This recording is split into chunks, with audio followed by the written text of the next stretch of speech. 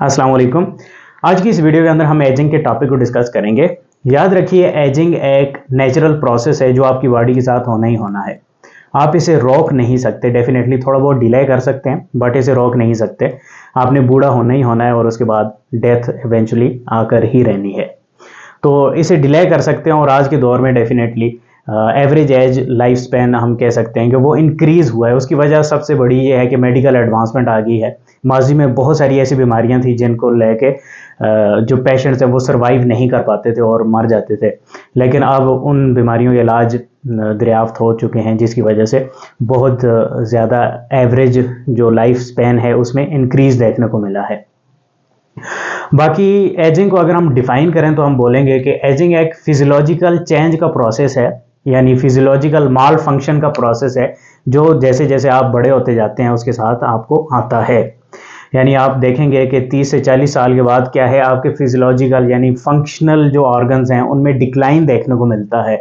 वो उस तरीके से आप फंक्शन नहीं परफॉर्म कर रहे होते, तो इस प्रोसेस को एजिंग हम बोलते हैं। ठीक है, इसमें आपको साइंस एंड सिम्टम्स क्या देखने को मिलेंगे, यानी जो जब बुढ़ापा आता है उसके साथ क्या क्या चीज़ें देखने को मिलती हैं। तो कुछ पॉइंट्स मैंने यहाँ पर लिख रखे हैं, जैसे कि एनर्जी में डिक्रीज देखने को आपको मिलेगा। यानी जैसे ही जो बड़ी उम्र के लोग होंगे वो ज़्यादा अच्छे से चल नहीं पाएंगे, ज़्यादा उनके अंदर एनर्जी नहीं होगी डेफिनेटली, राइट। उनकी मेमोरी जो है वो डिक्रीज़ हो जाएगी। इसका मतलब है न्यूरॉन्स वगैरह डिजनरेट हो रही हैं, वक्त के साथ साथ ख़त्म हो रही हैं, कम हो रही हैं, जिसकी वजह से मेमोरी लॉस होने हमें देखने को मिलता है। स्लीपिंग पैटर्न डिस्टर्ब हो जाता है, ठीक है, हार्मोनल डिसबैलेंस की वजह से। झुर्रियाँ पड़ जाती हैं स्किन के ऊपर, यानी जो प्रोटीन है, इलास्टिन प्रोटीन होगी और कोलाजन प्रोटीन, ये कम हो जाती है, तो जिसकी वजह से झुर्रियाँ देखने को हमें मिलती हैं। हेयर्स जो बाल हैं वो वाइट हो जाते हैं, बाल गिरना शुरू हो जाते हैं, और ब्लड प्रेशर इंक्रीज़ होता है वक्त के साथ साथ। यानी कि हार्ट जो है इतने अच्छे से फंक्शन नहीं कर पा रहा होता, ठीक है।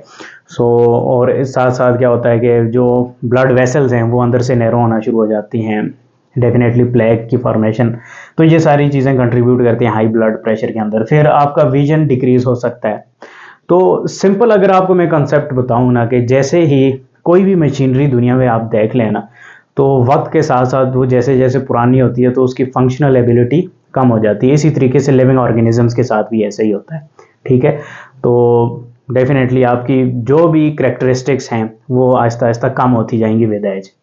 और सेक्सुअल डिसफंक्शन देखने को मिलता है, ठीक है, और फीमेल में मेंस्ट्रुअल साइकिल बंद हो जाता है, और यूरिनरी प्रॉब्लम्स होती हैं, ब्लैडर अच्छे से स्क्वीज़ नहीं हो पाता, डिफरेंट टाइप की प्रॉब्लम्स होती हैं, बोन्स और मसल्स आपकी वीक हो जाती हैं। तो ये सारे सिम्टम्स आपको लाजमी देखने को मिलते हैं बूढ़े लोगों में। ओके, अब एक होता है प्रोसेस सेकेंडरी एजिंग का प्रोसेस, यानी आप अपनी कुछ ऐसी आदत हैं उनकी वजह से इस प्रोसेस को मज़ीद फास्ट कर देते हैं। जैसे कि कुछ डिजीज़ेज़ होती हैं जिनकी जिनकी वजह से एजिंग ज़्यादा जल्दी से आती है, जैसा कि कैंसर वगैरह हो गया। और ये बीमारियां क्या करती हैं, ज़्यादा जल्दी आपको बूढ़ा कर देती हैं, ज़्यादा जल्दी आपकी बॉडी के सेल्स डिस्ट्रॉय होना शुरू हो जाते हैं। और पुअर ईटिंग हैबिट्स, अगर आप हेल्दी खाना नहीं खाते तो ज़्यादा जल्दी आप बेड को लग जाएंगे और मजदूरी में अपनी ज़िंदगी गुजारेंगे। और अगर आप एक्सरसाइज नहीं करते तो डेफिनेटली एक्सरसाइज बहुत सारे हार्मोनल चेंजेस आपकी बॉडी के अंदर लेके आती है। फैट कंटेंट कम होता है, एनर्जी की नीड कम पड़ती है, तो पूरी मशीनरी बॉडी की जो है वो अच्छे से काम कर रही होती है। बहुत ज़्यादा बेनिफिट्स हैं एक्सरसाइज के। तो अगर आप एक्सरसाइज नहीं करते तो एजिंग ज़्यादा जल्दी आ जाती है।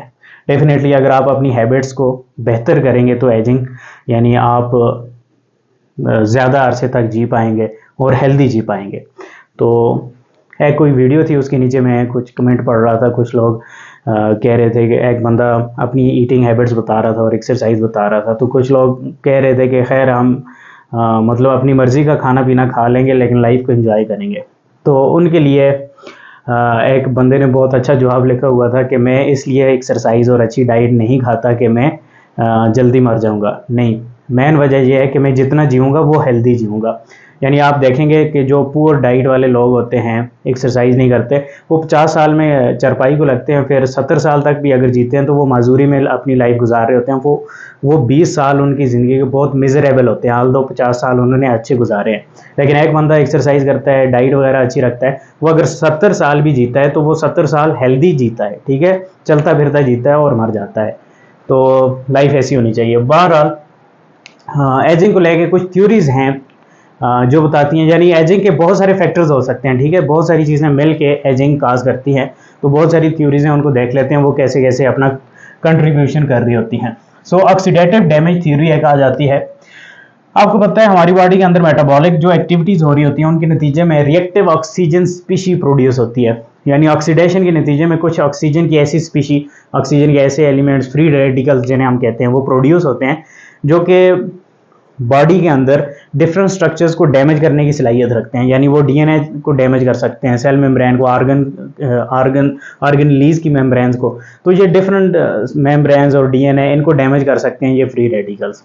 तो जैसे जैसे हमारी उम्र बढ़ती जाती है तो ये ROS यानी फ्री रेडिकल का डैमेजिंग इफेक्ट बढ़ता जाता है, यानी ये हमारी बॉडी के अंदर एक्यूमुलेट इकट्ठे होते जाते हैं, तो ये डैमेज ज़्यादा काज कर देते हैं। अब डेफिनेटली अगर डीएनए में डैमेज काज होगा तो म्यूटेशन होगी, तो म्यूटेशन बहुत सारी ऐसी हो सकती हैं जो रिवर्स नहीं होती, तो हमारी बॉडी में माल फंक्शनिंग बढ़ती जाएगी। तो ये एक थ्योरी है कि जैसे जैसे हमारी उम्र बढ़ती है तो रिएक्टिव ऑक्सीजन स्पीशीज़ या फ्री रेडिकल्स जो होते हैं वो हमारी बॉडी को डैमेज करते हैं और एजिंग काज करने में अपना रोल प्ले करते हैं, ठीक है।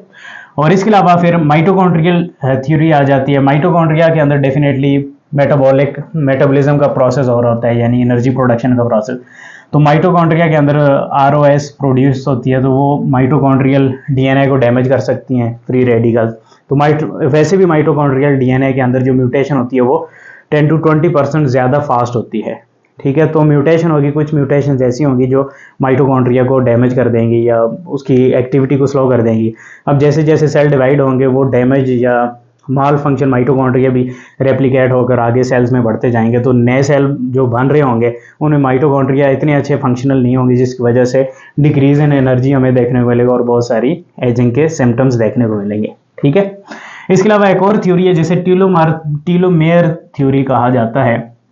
अच्छा, ये टीलोमर्स या टीलोमेयर्स क्या होते हैं? ये क्रोमोसोम्स के एंड पर कुछ डीएनए के सीक्वेंसेस होते हैं, ठीक है, जो कि फंक्शनल नहीं होते, यानी कि जो किसी जीन वगैरह को कोड नहीं कर रहे होते, बट इनका फंक्शन ये होता है कि ये टीलोमेयर्स के पार्ट जब सेल डिवाइड होते हैं तो क्रोमोसोम का एंड वाला कुछ हिस्सा कट आउट हो जाता है, ठीक है, डीएनए यानी कि कुछ थोड़ा बहुत लॉस हो जाता है। और क्योंकि ये वाला जो पार्ट होता है ये टीलोमेयर से मिलकर बना है, ये फंक्शनल नहीं है, इतना फायदा इसका नहीं है, तो ये जब कट होता है तो डीएनए में जो जीन पोर्शन है उसे कोई नुकसान नहीं होता डीएनए रेप्लिकेशन में। लेकिन वक्त के साथ साथ ये थोड़ा होता जाता है, करते करते जब यहाँ तक आएगा, अब ये जब सेल रेप्लिकेट करेगा तो डेफिनेटली क्रोमोसोम भी रेप्लिकेट करेगा, तो यहाँ पर कुछ फंक्शनल क्रोमोसोम या डीएनए का पार्ट भी कट हो जाएगा रेप्लिकेशन के दौरान, जिसकी वजह से क्या होगा, म्यूटेशन हो जाएगी। म्यूटेशन होगी तो डेफिनेटली कैंसर काज होने के चांसेस बढ़ते हैं। तो ये एक थ्योरी आ जाती है, बट इसमें कुछ फ्लॉज भी हैं, जैसे कि टीलोमेयर्स जो होते हैं वो कम्प्लीटली खत्म नहीं होते, कुछ साइंटिस्ट ने कहा है, क्योंकि एक एंजाइम होता है टीलोमेरेज जो कि टीलोमर्स को ऐड करता रहता है, ठीक है। तो एक थ्योरी ये भी है कि जैसे जैसे हमारी उम्र बढ़ती है टीलोमेयर्स कम होते जाते हैं। एक टाइम ऐसा आता है कि टीलोमेयर जब रेप्लिकेशन होती है सेल की तो टीलोमेयर्स का पार्ट बिल्कुल ख़त्म हो जाता है, तो क्रोमोसोम का कुछ पार्ट कट जाता है, जिसकी वजह से फंक्शनल जीन डैमेज हो सकते हैं, म्यूटेशन हो सकती है, और वो म्यूटेशन एबनॉर्मल ग्रोथ करवाने लग जाती है सेल्स की, जिसे हम कैंसर बोल सकते हैं। इसके अलावा एक और थ्योरी है जिसे वियर एंड टियर थ्योरी कहा जाता है, यानी जैसे जैसे हमारी उम्र बढ़ती है तो इंजरीज हो सकती हैं, डिजीजेज आती हैं, तो ये सारी चीज़ें वेयर एंड टेयर कर रही हैं बॉडी के अंदर, यानी ऑर्गन्स आस्ता आस्ता डैमेज हो रहे हैं, जिसकी वजह से एजिंग का प्रोसेस होता जाता है, यानी कि malfunctioning of organs and organelles and cells and tissues occur होती है, ठीक है। तो एग्जांपल के ज़रिए आपको समझा देता हूँ, जैसे कि आप गाड़ी लेते हैं जब वो न्यू होती है, और जैसे जैसे आप उसे चलाते हैं डेफिनेटली उसे रिपेयर की ज़रूरत पड़ती है, और कुछ रिपेयर्स ऐसे होते हैं, कभी कोई एक्सीडेंट वगैरह हो गया तो वहाँ पर फिर आप जब रिपेयर करेंगे, प्रोटीन लगाएंगे, तो आप वो वाला मज़ा नहीं रहेगा उस गाड़ी के अंदर। तो इसी तरीके से बॉडी के अंदर भी जो रिपेयर होते हैं, बाज़ रिपेयर कम्प्लीटली नहीं हो पाते, तो वो बाद में जाकर आहिस्ता आहिस्ता आपकी बॉडी को माल फंक्शन करना शुरू कर देते हैं। एक और थ्योरी है ऑटो इम्यून थ्योरी, यानी कि जैसे जैसे आपकी उम्र बढ़ती है तो आपके इम्यून सेल्स बाज़ औक़ात आपके अपने ही बॉडी के सेल्स को डैमेज करना शुरू कर देते हैं, जिसकी वजह से सेल्स डैमेज होंगे, bone loss, muscle weaknesses, loss of energy, ये सारी सिम्टम्स देखने को मिलेंगी। होपफुली आपको लेक्चर समझ में आया होगा, सिंपल और इजी लेक्चर है, थोड़ा रटे टाइप का लेक्चर है, बट आपको समझ आया होगा। मिलते हैं नेक्स्ट लेक्चर, तक के लिए मुझे इजाज़त दें, शुक्रिया, अल्लाह हाफ़िज़।